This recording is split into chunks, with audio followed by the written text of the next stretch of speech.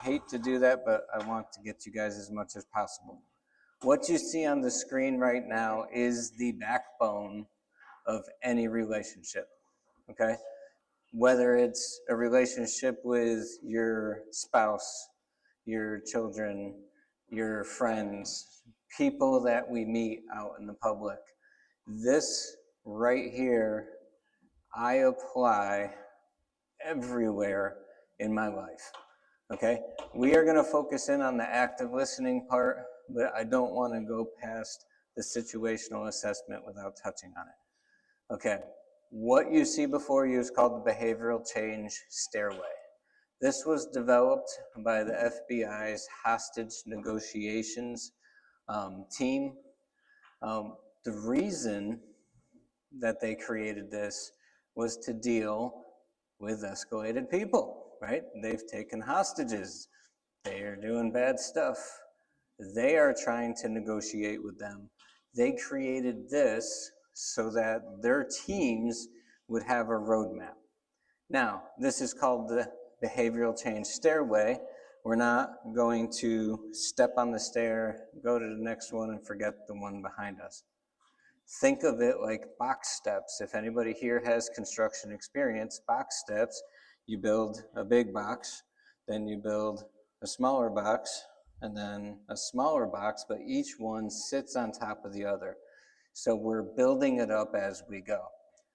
Right? Situational assessment throughout any interaction that we have, whether it's an escalated situation or not, we need to be paying attention to our environment. If we decide that we're going to go to Walmart for some awful reason, we decide that Walmart's the place we want to go when we're walking through the parking lot, we should not be like this. Right? Have your head on a swivel. Be awake and aware. Right? Be aware of what's going on around you. If we're dealing with an escalated situation, we need to know what is happening, not just here, but here, okay? Situational assessment, constant.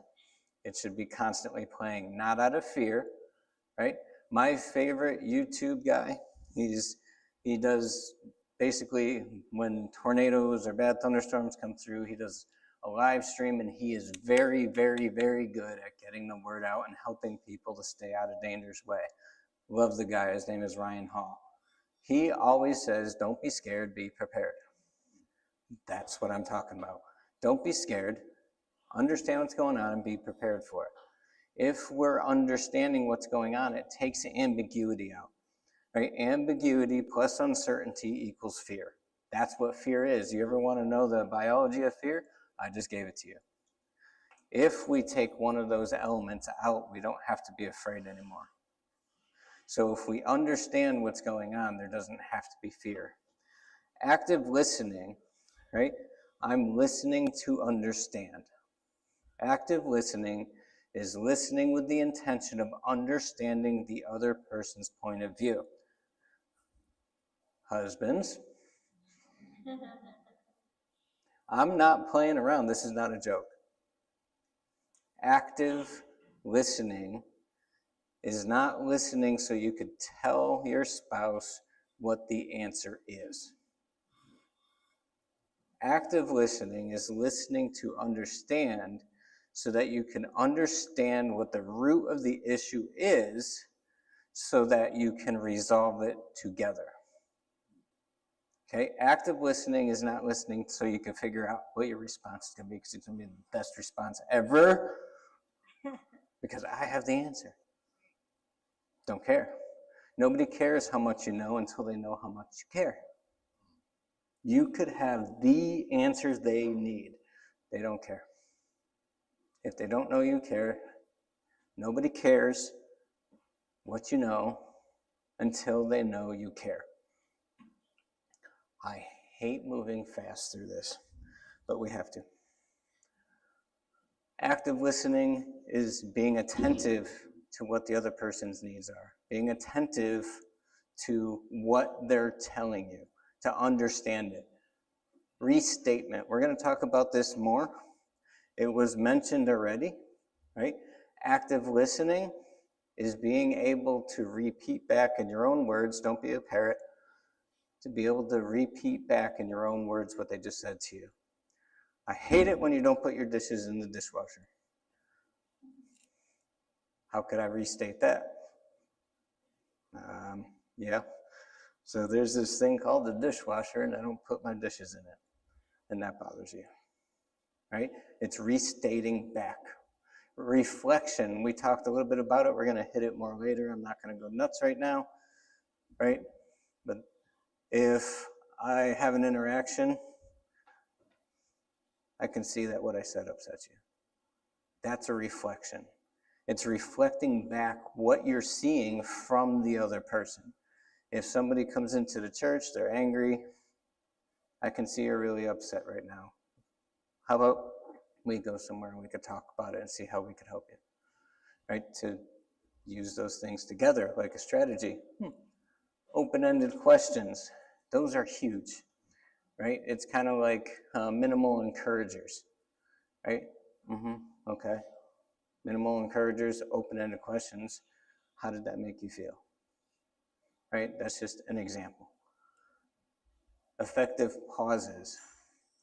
One thing that drives people nuts on my teams, I deal with it all the time. We always talk about it in after actions, is there was no space for the person to think. Silence provides the opportunity to think.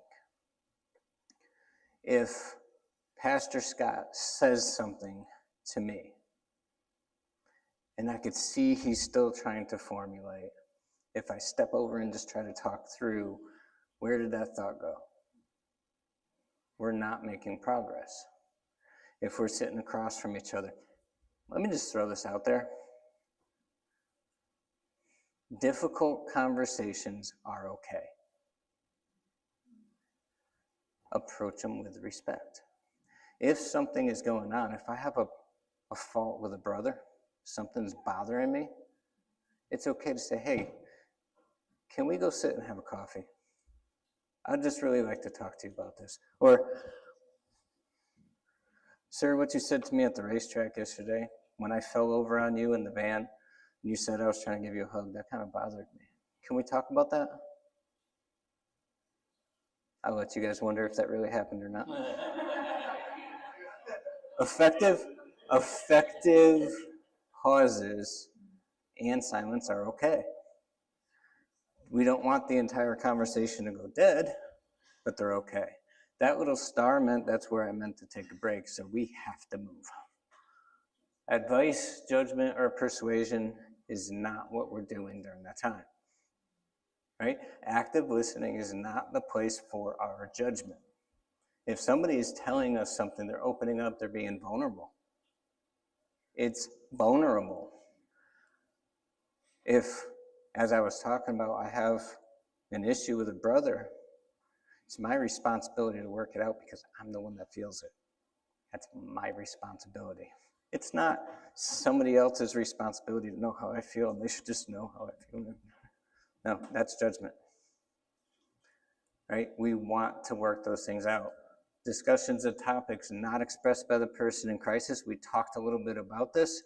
I'm not going to go in depth about it, but we don't want to leave what we're working on. Stay on the here and now. Okay? If a person has had a really bad childhood and they're freaking out and they keep going back to that, keep bringing it to the here and now. What are we dealing with now?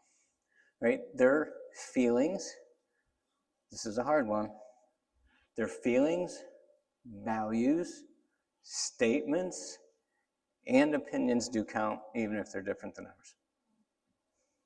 Is this marriage counseling? You'd be surprised how much they intertwine. No. I don't joke when I tell my guys, crit may have saved relationships in my life. My wife and I are fine, that's not what I'm saying. But crit may have saved relationships in my life because of using these and stopping and saying, I need to make sure not you, you're the problem. No, I need to make sure if that other person is upset, newsflash, there's a reason. And the reason that they're upset is valid to them. And we need to make that important to us. So this says scenario practice. Don't freak out. I'm not going to make everybody come up now. That's not what portion we're on. What I want to talk about is restatement, reflection, and summary. I told you guys that I'm very interactive. Don't be surprised if I call on you. If you don't know the answer and somebody laughs at you, I will scold them right here. I'm not joking. This isn't a place to attack each other. This isn't a place to be judged by others. We're learning concepts, right? They may be things that you spent your entire life knowing. Cool. Contribute and help. Help other people with the knowledge, okay? So restatement, reflection, and summary. And of course, this is moving my notes again instead of what I wanted to. So restatement. Restating or feeding back. Clarifying what it was they said. Isaac, you drove your Jeep and you ran over my foot. I'm kind of upset with you, okay? I ran over your foot with my Jeep, right? If somebody said this, person in crisis is going to be the person in crisis. Responder is all of you, okay? Myself too. I stopped taking my medicine after I was fired and I'm sleeping in my car. How can we restate that? What do you think?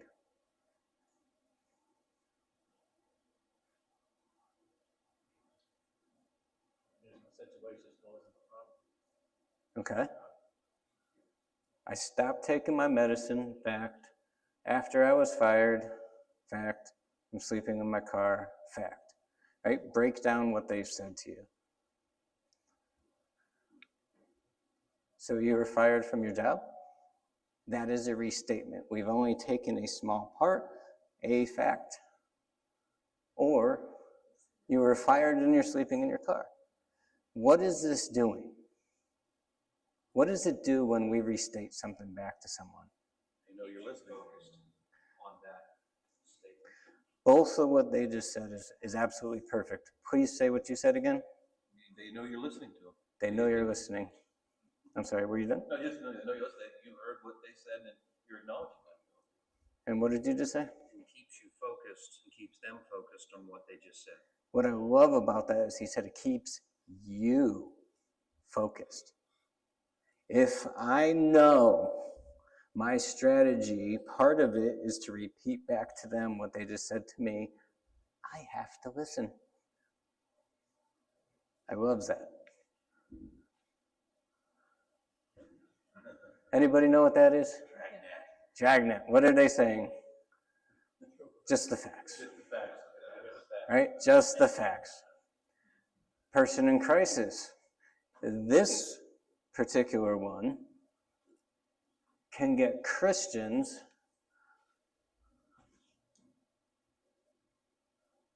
a little bit triggered.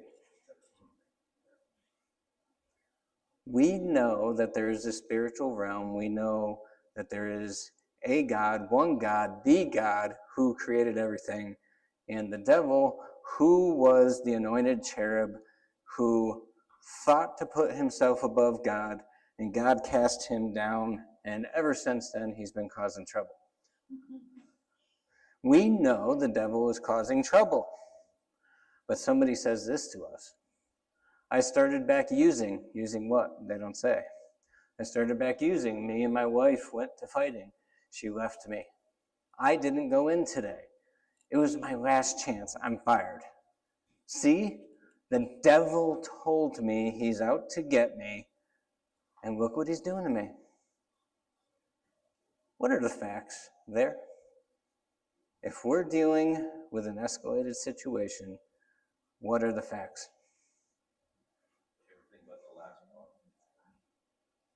That is very triggering to Christians. Remember I talked about bias? We know there's a spiritual realm. Does the devil talk to people? Maybe. We know that. Remember I said here and now in dealing with that situation? Let me see if I understand. You were fired and your wife left you. We are not discounting that may or may not be true. What we're doing is we're focusing on the problem. Okay? Ooh, that was fancy. Reflection. We talked about what reflection is. Somebody remind me. I just all of a sudden forgot my notes. What is reflection? Saying what you see. Saying what you see. Reflecting or feeding back the person's feelings about the crisis. Rebecca, I'm going to pick on you in a minute. I don't understand what's going on. I was just walking around the park. Someone started yelling at me. I didn't know what was even happening. I wanted to run.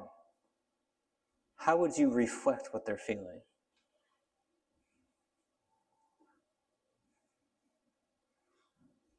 All you have to do is say what you see. What do they feel?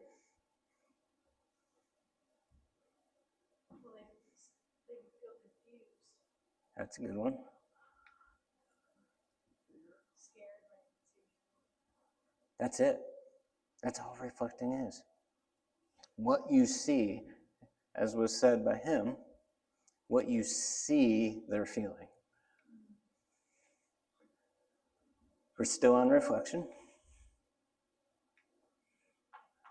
I'm a failure. I had 2 years. I was going to meetings. My wife and I were doing okay. Work was good. I can't do anything right.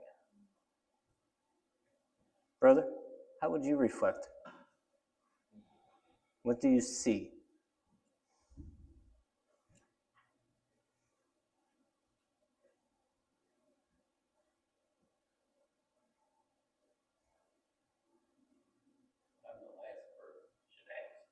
That's exactly why I did it. Very good. Remember I told you hooks and triggers and I'm guilty? There you go.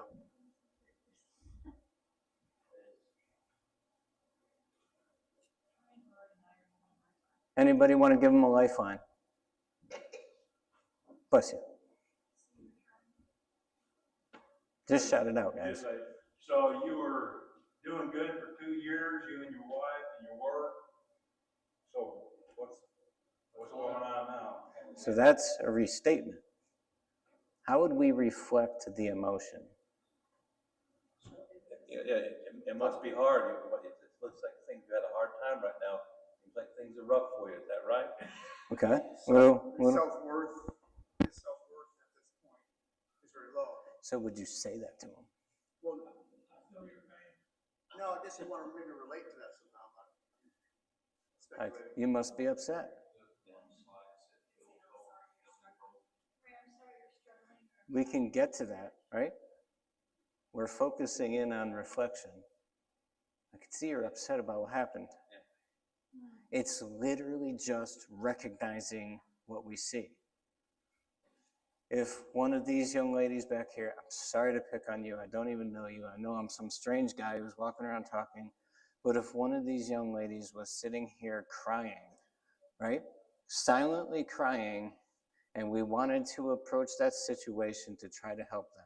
They're not freaking out, they're not yelling, they're not being noisy, but we see that they're upset. And this kind lady wanted to be a help to them. One of the things she could do, I'm sorry to interrupt, you look like you're upset. Is there anything I can do?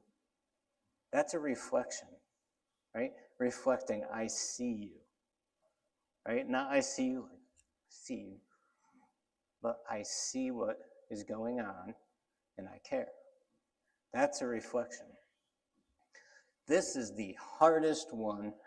I love watching my team stumble over this one. I get great joy out of it. My position at work is equivalent to captain. My teams have found great joy in calling me Captain Chaos. Because what I will do during the scenario portion, I will not do this to you guys, I promise, Scout's honor, I will go and inject chaos into it. And one of the things I do is make them summarize, because I'm mean. Summarize. A summary is more lengthy than just a restatement. We're not just taking a snippet, we're trying to put things together. So let's together work on this really quick. So, female talking, I hope. My husband keeps playing games with me. He is so manipulative. He's telling everyone it's my fault, that I'm a bad mother, saying I am unstable. I can't help it if I get depressed at times. Life can be so tough and overwhelming. Now he's trying to keep me from seeing my own kids. I have the court papers that give me custody, and he still won't send them back. What do I do? Paraphrasing is taking snippets from that to put a thought together. I'm going to take a stab at it, and then you guys are going to help me. You're having issues with your husband who thinks everything is your fault and that you're a bad mother. You feel overwhelmed and you haven't been able to see your kids and you don't know what to do. Is that accurate? Is that accurate? Was part of my summary. Because we kind of want to check and make sure what we know about the situation is accurate. Would anybody else like to take a stab at something a little bit different? Anybody else want to try to summarize that? I get the same reaction with my teams. Right? Because it's longer, it's harder, and I'm going to say this, it's not exactly realistic in an escalated situation. But if we're counseling someone, if we're discipling someone, not everybody in discipleship is going to be all prim and proper. They're going to have problems in their lives. Maybe they just got saved, and we may need to work with them. How do they know we care? When they come to us with something, are we working with them? Can we, when they're talking to us, just use a tool to show we care? Right? I'm not saying you have to use it.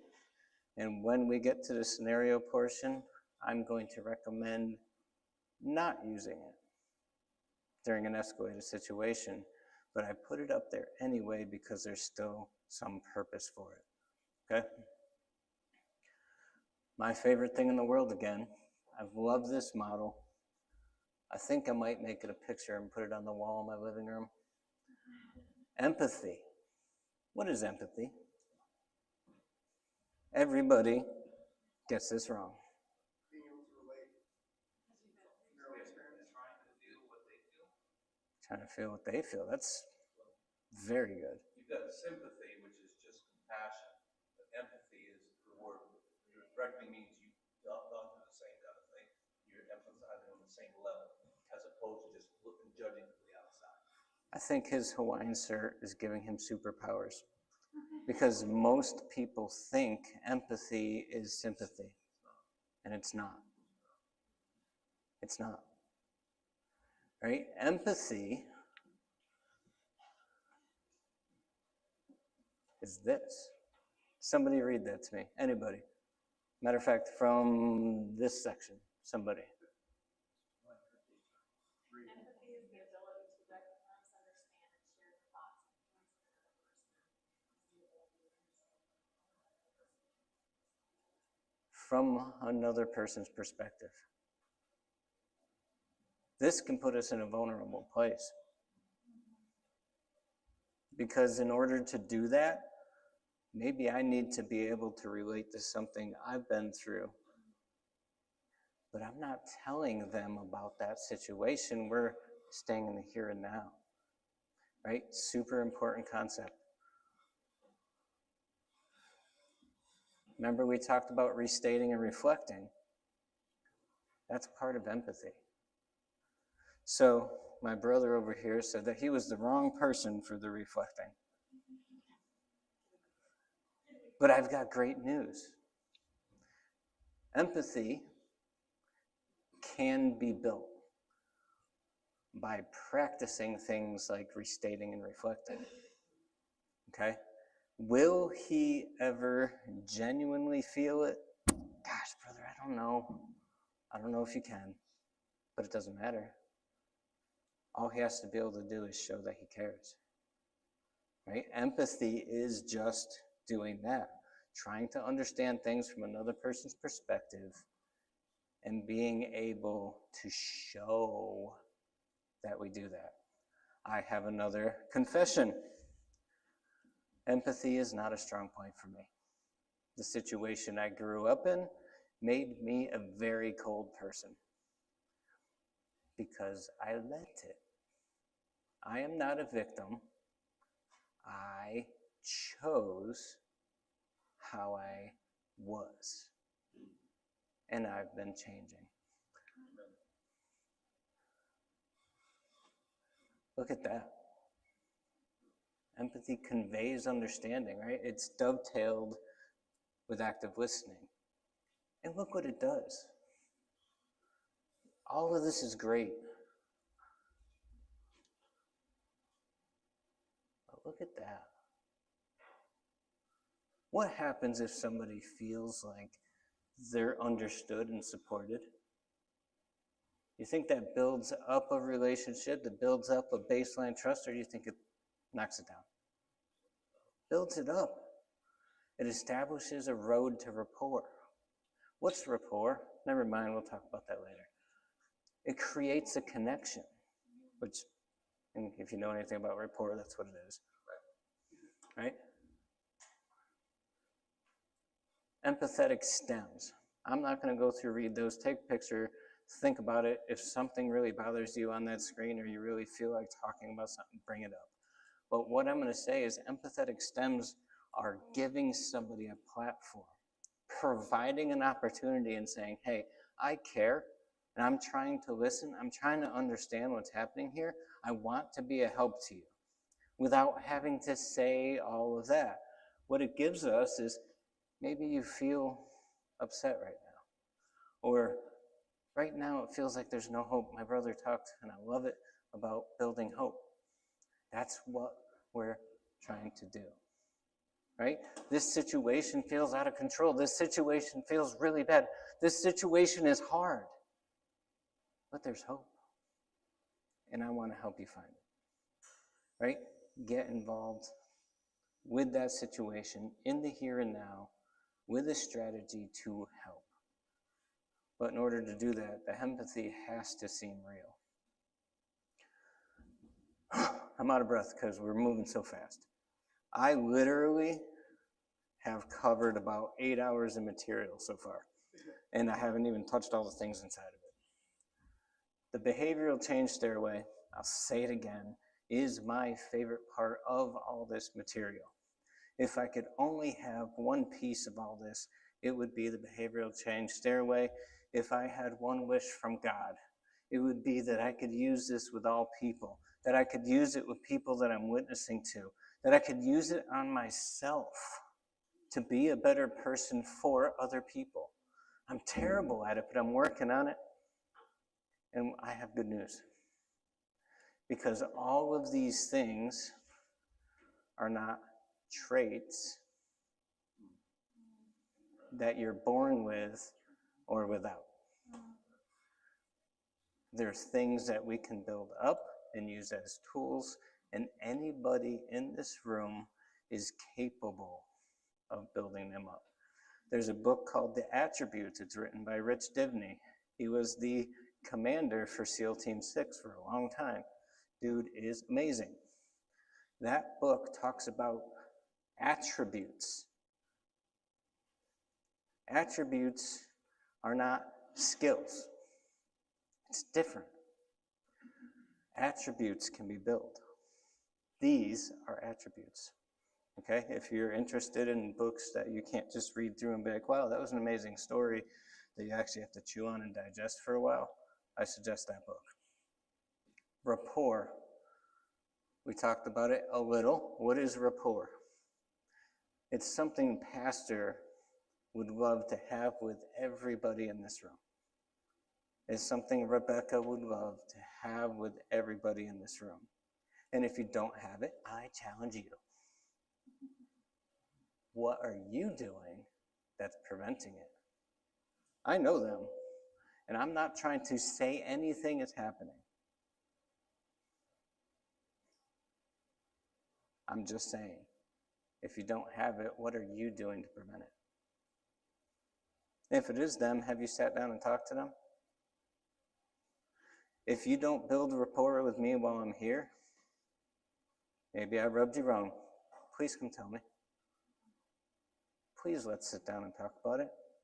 Let's build that rapport. If I picked on these young ladies and that offended them, even if they need to have somebody advocate with them, I hope they come tell me. Because I'd like the opportunity to say I'm sorry and to be able to try to bridge that gap, right? Rapport, that word trust bothers me. Because if somebody walks in the door and they're freaking out and they're causing a problem, I'm not going to trust them like I trust my wife. We're not talking about implicit trust. We're talking about a piece of trust that is necessary to build the foundation of a relationship. And again, you see that connect, then direct. Rapport is the last part of the behavioral change stairway that is about connection. It's a fragile part of connection, because if we lose rapport with somebody, it may very well be gone forever. This is a part we call a handoff. I need 2 people. Pastor, please be one of them. I need 1 more person. This person needs to be so just ready just to stand there and do nothing. Would you please come up? Please. She's been voluntold.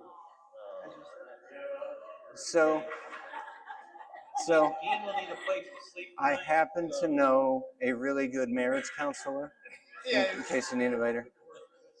Okay, so come over here with me, please.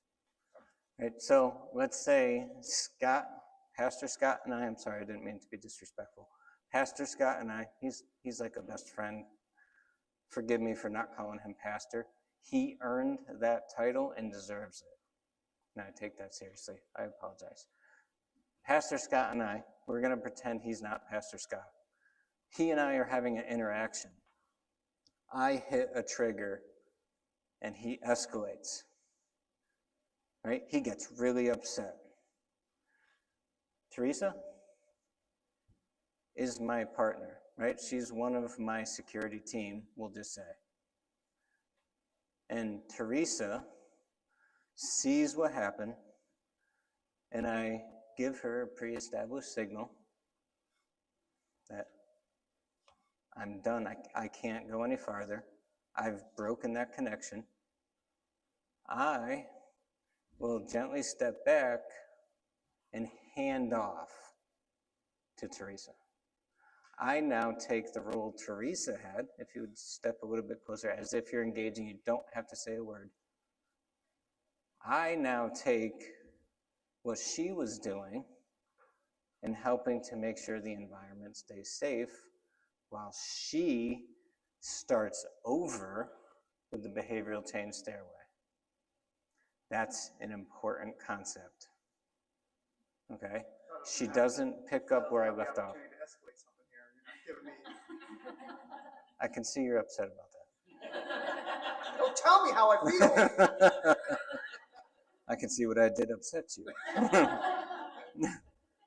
Right? That's right, it did. But you guys can have a seat. What am I trying to show?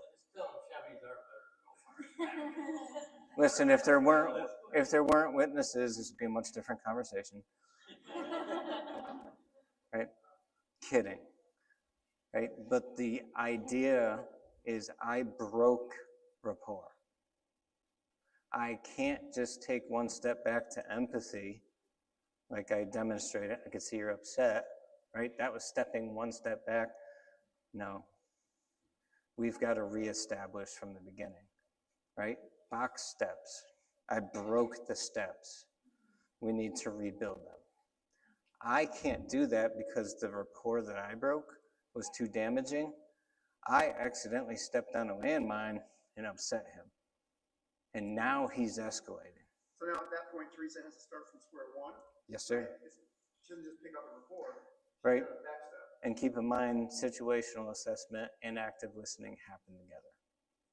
Does she wants to avoid though blaming you for anything that just happened though, right? She's got to We're- keep you out of that situation. Hey, Isaac blew it. I mean, I'm sorry, I'm in here now talking. That's not I'm gonna name two of my officers by first name only, Keith and Junior. Junior is about the size of that door. Not kidding. It looks like he has bowling balls under his shirt and his shoulders. Massive, huge presence. Quick story, I think I have time. So 10 minutes right now. a person escalated. I was the first person on the scene. I went through a double door, walked into the room. The doors are on closers. The door closed. Junior comes through the door and you hear, because when he went through one side, his shoulders were too big and he hit the other side. The other person immediately said, I'm good. Not because of me, but because of Junior. But Junior and Keith, right?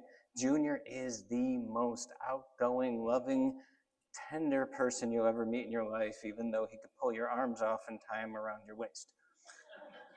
He is such a great man. Keith got a situation escalated. He handed off to Junior. Junior walked in and started right from the bottom. Tell me about what's going on. The guy's like, I just told him, but I wasn't here. I don't understand what's going on. Help me understand. And Junior just walked through that thing. His presence helps too, but connect, then direct. We are almost at a break right here. You see that little star? That little star says, Isaac's doing a good job. I made it here before the time.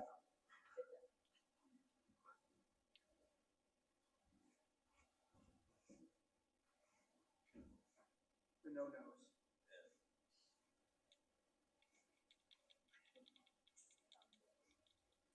We were doing a training, and I'm gonna walk around a little bit. Don't worry, I'm not calling on anyone right now, except this young man. He's pretty awesome. He's pretty awesome. I'm sure you guys already know that though. So we were doing a training, and in that training, wow, it sounds weird back here. Pastor, do you ever come back here? Sounds like there's 4 of me. But we were doing a training, and in that training, we were in a conference room that's across from what you would call the C-suite at Navy Federal, right? The highest ranking people were in that area, and I knew we were about to get loud with our scenarios because I'm Captain Chaos. So what I did, because I told you I'm a jerk, and I trigger people when I'm testing them. I need to know how my teams are going to react. I walked over to an executive vice president's office.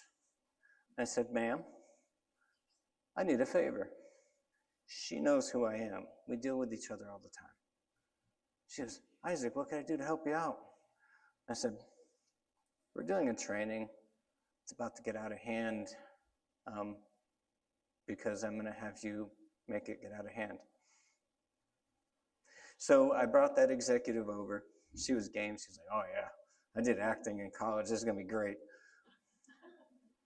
And I had her act like a lower level executive who was being terminated by a higher level executive, funny little world, so that she could escalate. Wow, that's fun. So she could escalate and I could test my teams in dealing with a situation where an executive is being terminated. An executive would normally have the authority to tell my team to leave. But in that situation, they wouldn't.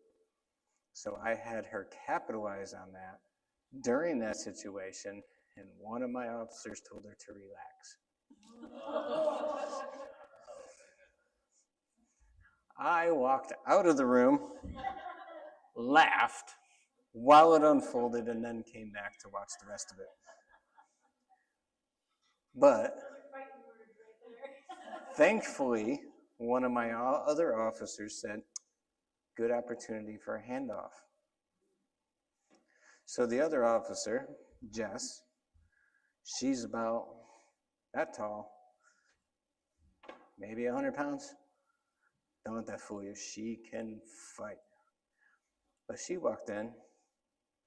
She said, ma'am, I believe my coworker may have upset you. I about died laughing again, walked back out the room. But she took that situation and brought it under control. She walked right through this stairway. She used some of the other tools we're going to talk about. And she brought that situation back down. All because somebody said, relax. I know it's an easy word to say. Somebody starts getting upset. Don't tell them to relax or calm down. Even understand and shoulds. Why won't those work? Any thoughts? Well, yeah, at least one of those is really easy, but Because they don't think you really understand. even if you and I went through the exact same scenario, we're different people.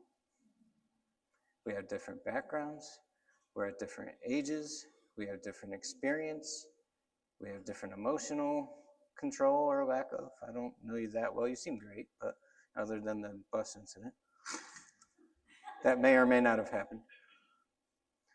But we're different people. Can you come here with me since you put Teresa under the bus? I'm going to grab you. All you got to do is stand shoulder to shoulder with me and walk with me. Okay? All you got to do is just walk with me. We're walking the exact same path, right? He might be one step over, but his perspective of you all is different than mine because I've been up here teaching a class and he has no idea what I'm going to make him do. There's uncertainty for him where I have confidence. He is probably a very confident man. I'm not trying to take him down, but if I asked him to teach the next slide, I'm going to guess he's going to have a little bit of hesitation, even if he can work his way through it. I'm actually pretty confident he could. You could have a seat. I was waiting to teach it. Would you like to? I mean, the star is there, though. We're supposed to take a break. But I'm saying all that and doing all that because even if we go through the exact same thing, we're seeing it from different lenses. Right? Why wouldn't we want to say you should?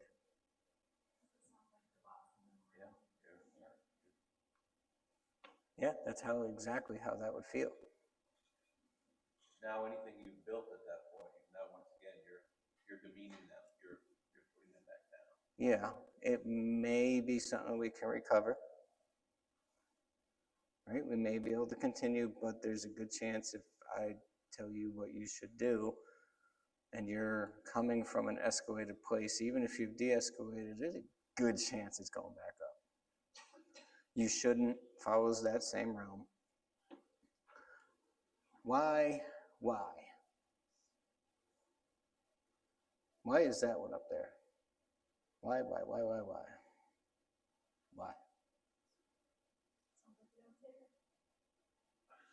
Are you gonna maybe redirect the focus now because you're trying to control what's going on where it's happening? Now you get why back again. You're opening back up again. It could be all right. It's all this crazy stuff to come out of that. And you're trying to direct it a little bit. You don't want to, that could lose control of where you're at. Okay. Why is the question. You're allowing them to. Depending on the circumstances, that could be an issue. Personally, I'm really good with uncomfortable situations, and silence doesn't bother me. So if I say why and it causes them to think, that could be okay. And if you got something, just yell it out. I promise I'm that kind of instructor. I call you out, go ahead and call out whatever you need to. Would it almost be better if you needed to go that route? Ask the question more like, have you ever thought about why? Would that be That's an possible. easier blow? Or That's a better possible. approach? It's possible. Yeah.